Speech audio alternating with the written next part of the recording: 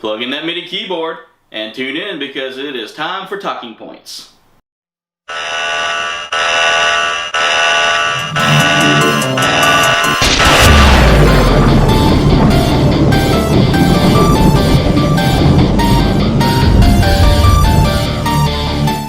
So what's up, everybody? I'm Aaron and welcome to another episode of Talking Points here on Triforce of Chaos. Today's episode is all about music, and not just any music, we're talking video game music. That's right, the soundtracks from all of our favorite video games. We'll talk about the old soundtracks, we'll talk about the recent soundtracks, we'll talk about the composers that have made them, we'll talk about what the soundtrack does for the game, and we'll also round out the episode with all of our talking points. With all of that said, let's get talking. Basically, when it comes down to video games and soundtracks, we really can't start off by, just diving into the soundtracks without talking about the classics. And I mean, everybody remembers that classic game Tetris. Everybody has Tetris on their cell phone now, or they go out and play it, on a old handheld game console, or it was one of those first games for a lot of people. Tetris really introduced us to music in gaming, aside from, stuff that was already on the computer. But, Tetris was one of the first ones to really give us a soundtrack.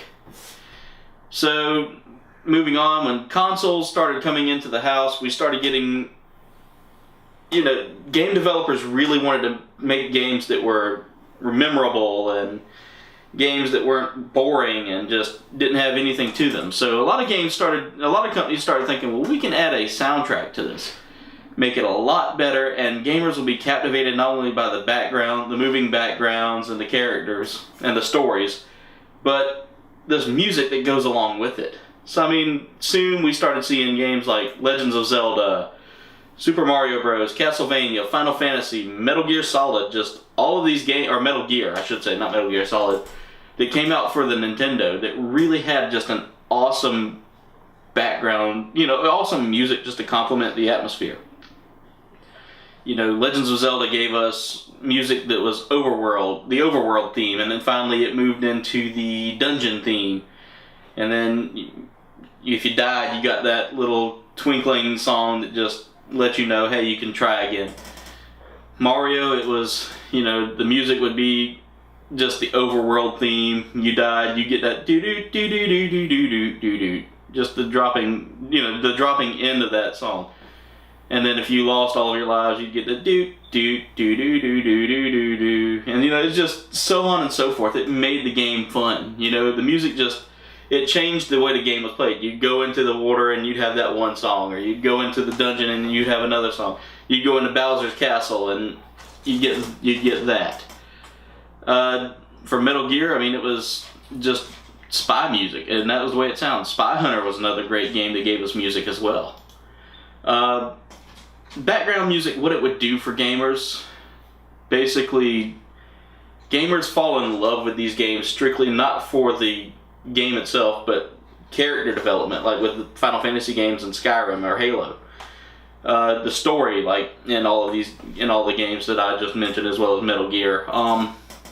But the soundtrack itself puts the player in a feeling of, wow, this is more than just, moving pictures on a screen. This is art. This makes this world come to life for me. It comes alive. It brings that realistic, or not realistic, but that feeling of I'm somewhere else. I'm not out in the open. It also changes the scenery in a way. You'll be, for instance, you're playing a game like Skyrim. The music's just peaceful, and all of a sudden you get this drum beat and this tribal sounding feel to it, and next thing you know, you've got people charging at you. You've got dragons coming out of the sky. You've got enemies and monsters and all that coming after you.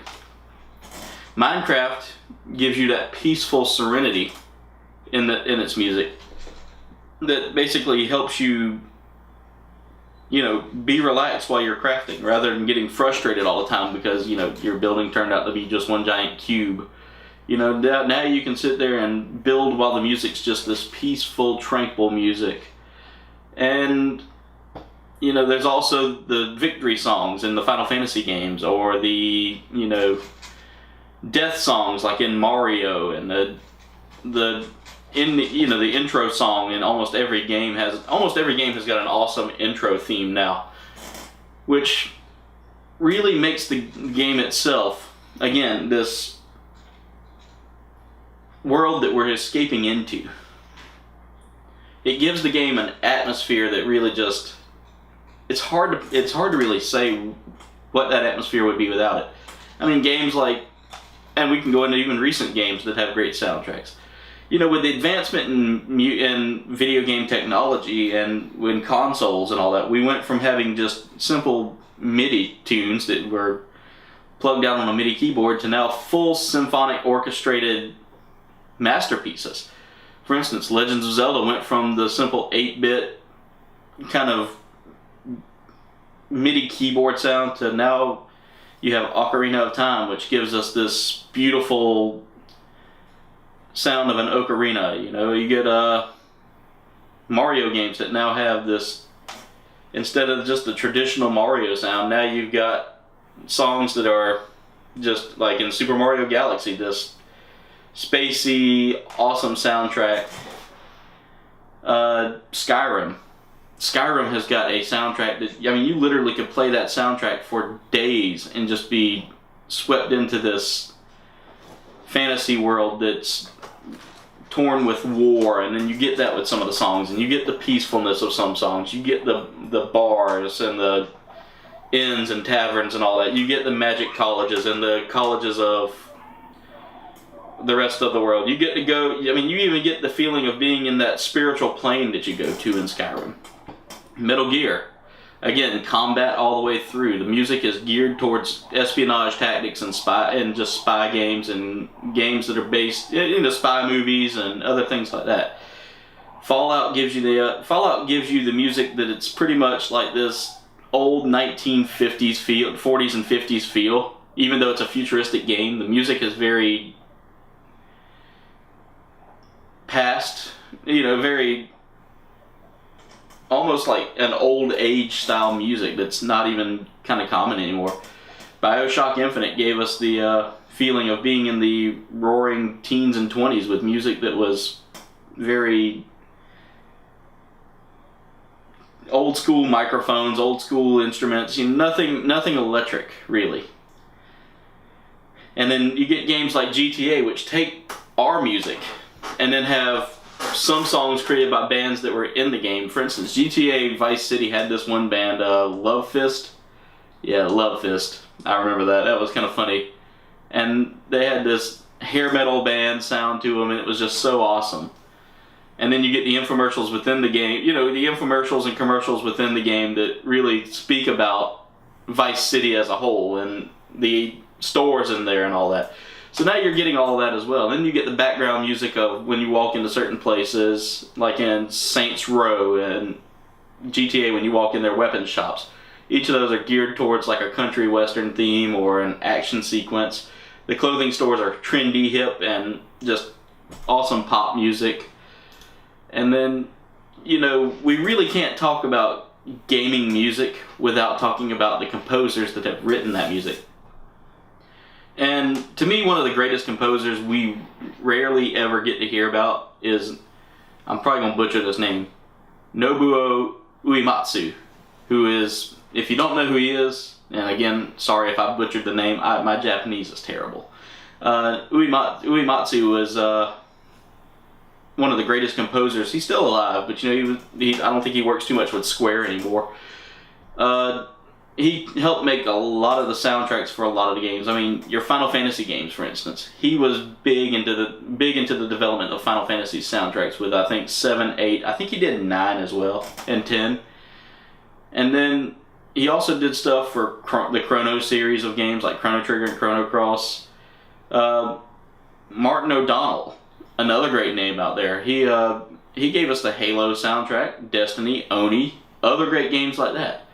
Koji Kondo, of course. Koji Kondo is famous for his work with Nintendo. With countless games in Nintendo as well. We're not just talking about, one series. We're talking about he was heavily involved in the Star Fox games, in Mario, in Legends of Zelda. All of these games, he helped build this just soundtrack that made the game even better, made those games even better. And recently, you know, we've gotten to experience a lot of the work of Jeremy Soule. Jeremy Soule, if you don't know, created the soundtracks for Neverwinter Nights and The Elder Scrolls Oblivion and Skyrim. Both of those games had some of the best soundtracks, in my opinion, for a game.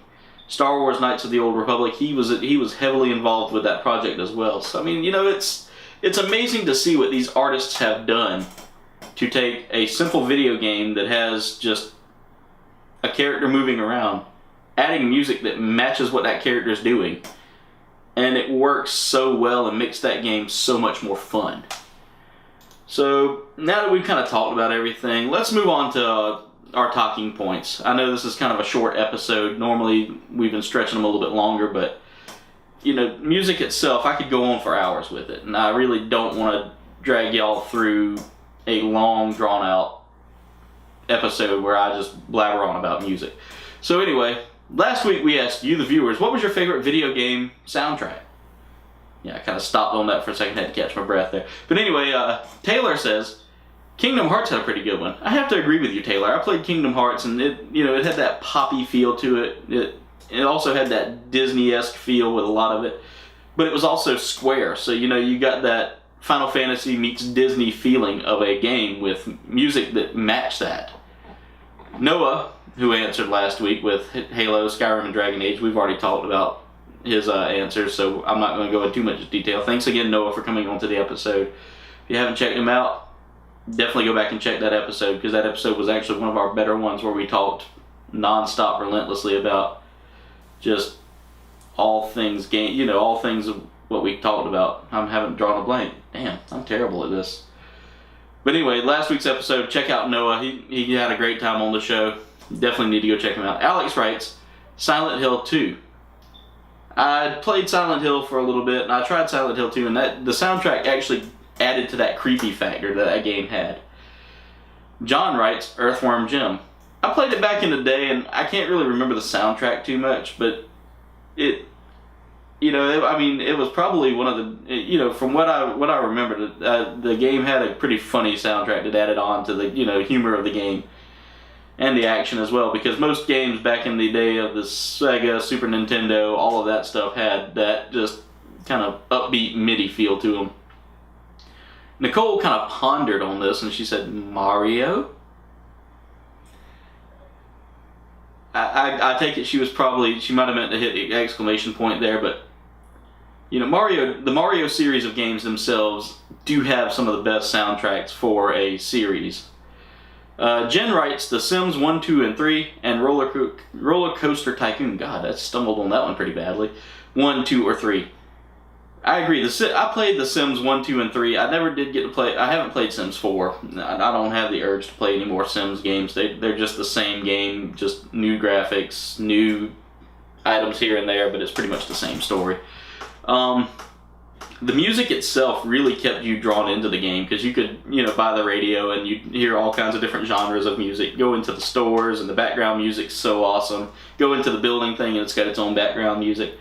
Roller Coaster Tycoon, I've never really played it much. I've watched a few people play it, and it's got this very theme parkish theme to it, which is awesome.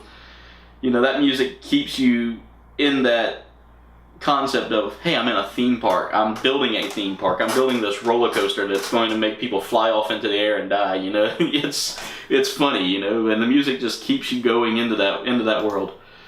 Omar writes, Fallout 3, Lords of Thunder, and Castlevania Symphony of the Night.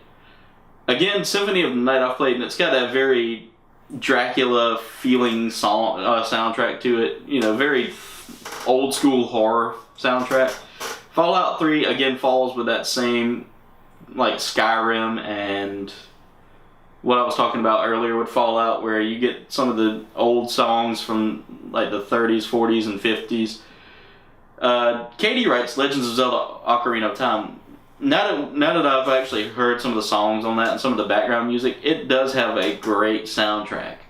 We've finally got a chance to sit down and talk about it a little bit, and it's getting to see it in action. It's pretty awesome. So, you know, I just recently got the game myself for the DS and been playing it a little bit, and that soundtrack is just, it's an amazing soundtrack. Bobby writes, most notable for me is Zombies Ate My Neighbors for the SNES.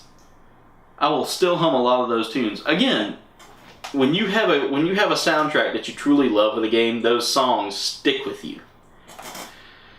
And that was it for all of our fancers. For our teamsters, Josh says, GTA Vice City because 80s music is kick-ass. I agree. GTA Vice City had one of the best soundtracks for a GTA game. That's it for last week's talking point. So this week's talking point, we want to know, what's your favorite virtual pet? Now, I'm kind of expanding out virtual pet here. And you can we're talking about either the toy pets like the Aibo or the Furby or anything kind of like that. Or, you know, we can talk with the actual digital virtual pets like Tamagotchi, Digimon. There's certain Pokemon toys that are virtual. There's Nanopet, Gigapet, all that stuff like that. We want to know, what's your favorite? For me, I'd have to say I want to go back to the very old school Jurassic Park T-Rex edition Gigapet. That toy I spent a lot of my time with, and when that thing died, I mean, I was heartbroken. You know, that was like losing a real pet. You worked so hard to take care of this thing. Another one is also the Tamagotchi Tamatown toys, which, if you've never got to play with those, they were the Tamagotchis, but they had a slot that you could scan it had like this little infrared barcode or not barcode, but this little chip on it that you could put on it, and it would read that chip and put that character into the game, so you could play your Tamagotchi could play with that Tamagotchi toy, which all little figures, you know, were sold separately, and it was pretty awesome. I actually did collect a lot of those because, again, being a kid that really didn't get out much and didn't do much, virtual pets were kind of the thing to do when you were bored. So we want to know, what's your answer? If you want to let us know, you can leave us a comment below, or you can go to our Facebook and Twitter pages where the talking point will be posted weekly. Well, yeah, will be posted this week. So make sure you give us your fanswers, because we'll definitely be reading them out here. So anyway, that's it for today's episode. Make sure you like, comment, and subscribe. You can also follow us on Facebook and Twitter, and check out our merch shop where you can get a shirt just like this, where it says, "Eat a Dick." Links for all of that stuff's in the description below. Anyway, until next time, I'm Aaron, and as always, keep talking. Hey everyone, thanks for watching this video. If you want to see an awesome video, you can click over in this general area over here somewhere.